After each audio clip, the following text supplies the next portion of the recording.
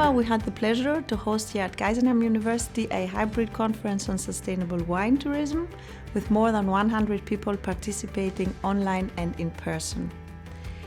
A lot of wineries, wine tour organizers and other professionals from the field, but also many students and scientists joined this two-day event on this special topic, wine tourism.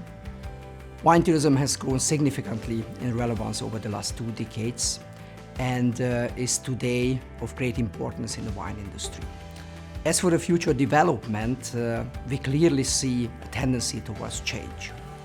This change is not only because of the pandemic, but wine tourism is ready for the next level.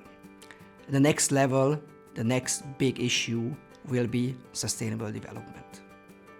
We had in total 14 inspiring presentations from experts of the field.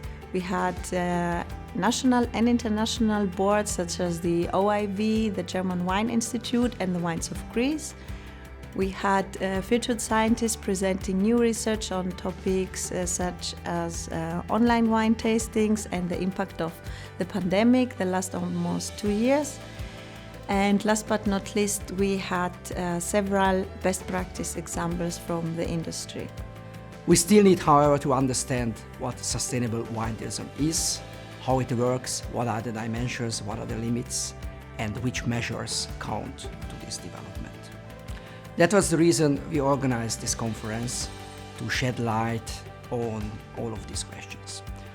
The main aim of this conference was not only to analyze the current situation of this sector, but also to provide new approaches in this field.